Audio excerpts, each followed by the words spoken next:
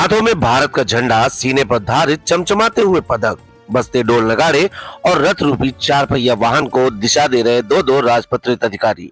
निश्चित ही यह नजारा हर किसी को विस्मित कर रहा था। हर कोई यह कारण जानने को उत्सुक रहा कि पुलिस विभाग में भी ऐसा होता है क्या। मौका भी ऐसा था क्योंकि यूपी पुलिस के एक 51 वर्षीय जवान ने विदेशी धरती पर भारत के मस्तक को ऊंचा किया है। यूपी पुलिस के ललाट पर चमक बिखेरी है और यह वो पुलिसकर्मी है जो न सिर्फ खाकी की इज्जत करते हैं बल्कि खाकी की छवि को तमाम आरोपों के बाद भी स्वच्छ और निर्मल रखने का प्रयास करते हैं। कनाडा में आयोजित इस प्रतिस्पर्धा में बाराबंकी पुलिस में बतौर पुलिस उपाधीक्षक तैनात जटाशंकर मिश्रा ने न सिर्फ रजत पदक जीता बल्कि रिले रेस प्रतिस्पर्धा में उत्तर प्रदेश पुलिस की तरफ से भारतीय पुलिस टीम का प्रतिनिधित्व कर भारत को तृतीय स्थान भी दिलाया है। भारत एवं उत्तर प्रदेश पुलिस को गौरवान्वित भी किया। बाराबंकी पुलिस द्वारा भव्य स्वागत समारोह का आयोजन किया गया। इस दौरान हर पुलिसकर्मी के चेहरे पर विजय भाव और खुशी साफ तौर पर देखी जा सकती थी। चलिए अब आपकी मुलाकात करवाते हैं यूपी पुलिस में बतौर सीओ तैनात जटाशंकर मिश्रा से। हमारे साथ जो शख्सियत मौजूद हैं किसी परिचय के मोहताज नहीं है। हम आपको इनके बारे में जानकारी दे दें। कुछ समय पहले ही हमने एक फोटो आप लोगों को दिखाई थी जिसमें हमने बताया था कि बाराबंकी पुलिस में तैनात एक पुलिस उपाधीक्षक यानी कि सीओ के द्वारा न सिर्फ बाराबंकी का, पुलिस विभाग का और पूरे भारत का नाम रोशन किया गया था। और ये नाम है जटाशंकर मिश्रा, जो बाराबंकी में पुलिस उपाधीक्षक के पद पर तैनात है। आप देख रहे हैं कि जो ये मेडल पड़े हुए हैं, ये मेडल इन्होंने काफी मेहनत मशक्कत से जीते हैं। हम इनसे ज्यादा चर्चा करेंगे, कुछ जानकारियां प्राप्त करेंगे कि जटाशंकर मिश्रा जी की शैक्षणिक योग्यताएं क्या हैं, किस प्रकार से वो पुलिस विभाग में आए। जटाशंकर जी, पहली बात तो आपको बहुत बहुत बधाई, आपने एक कीर्तिमान बनाया है, मेडल हासिल किए। हम जानना चाहते हैं आपके प्रारंभिक जीवन के बारे में। आप कहाँ से हैं और क्या आपकी प्रारंभिक शिक्षा दीक्षा हुई और कैसे पुलिस विभाग में आपका आना हुआ? पहले तो आपको धन्यवाद। और मैं बेसिक जौनपुर ज़िले से बिलोंग करता हूं और ग्राम है हमारा कुशहा बड़ेरी और थाना बदलापुर, जौनपुर का रहने वाला हूं मैं। 10वीं कक्षा तक मैंने श्री बजरंग इंटर कॉलेज घनश्यामपुर से प्राप्त किया हूं। तत्पश्चात मैं हरियाणा नारनौल से मैं 12th और ग्रेजुएशन वहाँ से प्राप्त किया हूँ और खेल का मुझे वहीं से ही उत्साहित हुआ है। अच्छा, पुलिस विभाग में आए तो काफी हेक्टिक विभाग होता है, कहा जाता है कि इसमें अनिश्चितताएं होती हैं। इस विभाग में काफी अनिश्चितताएं होता है, अगले ही पल पता नहीं होता है। तो ऐसे में पुलिस विभाग में रहकर इस प्रकार से खेलना, खेल के प्रति रुचि कैसे बढ़ी? सबसे पहला पदक आपने किस वर्ष में प्राप्त किया? पहला पदक मेरा जो है 1988 में था और वो 16 जुलाई 88 न्यू दिल्ली में जूनियर नेशनल हो रहा था, जिसमें 100 मीटर, 200 मीटर और लॉन्ग जंप में मेरी प्रथम प्लेस आई हुई थी।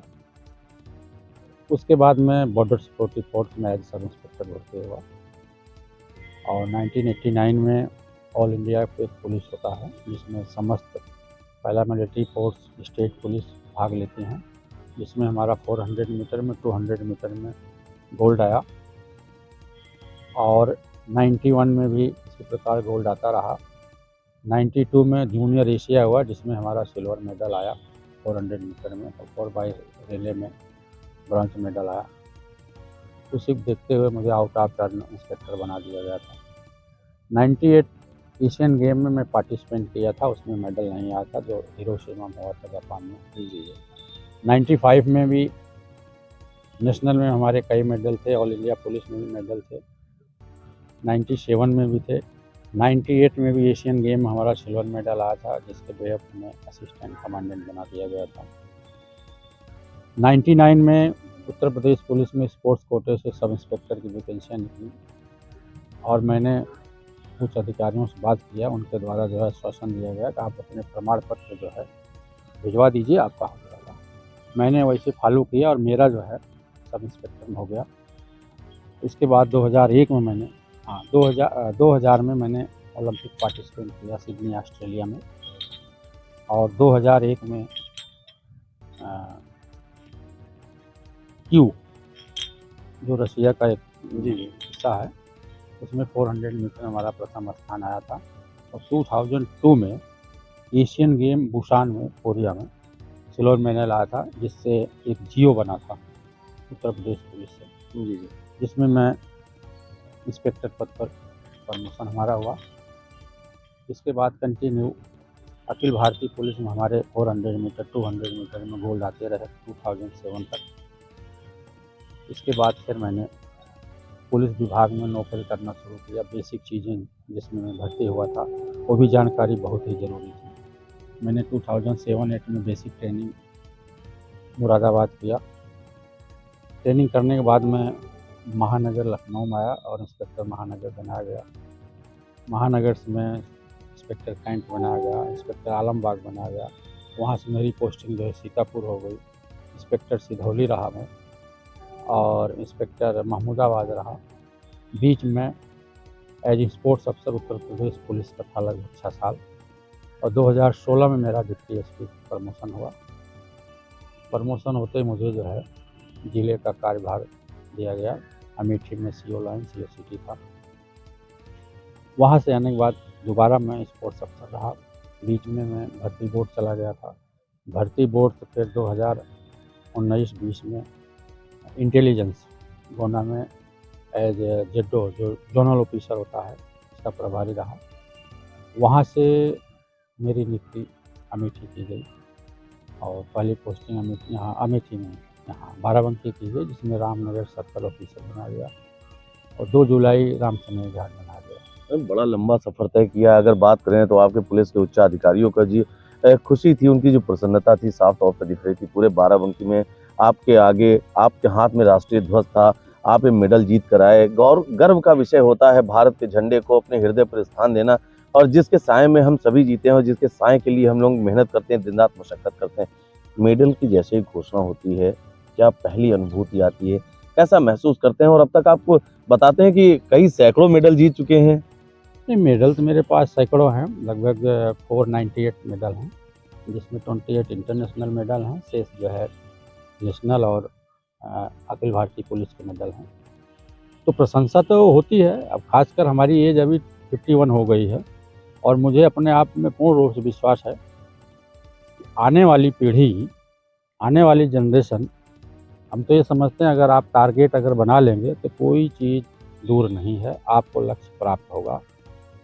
आप ड्यूटी भी करते रहिए, प्रैक्टिस भी करते रहिए, लोगों की बातें भी सुनते रहिए, उसकी आप परवाह मत करिए, आप टेंशन मुक्ति रहिए, आप हमेशा हासिल करेंगे। अच्छा, अभी ये जो प्रतियोगिता हुई है पुलिस फायर गेम्स की, इसके बारे में सूक्ष्म जानकारी दें।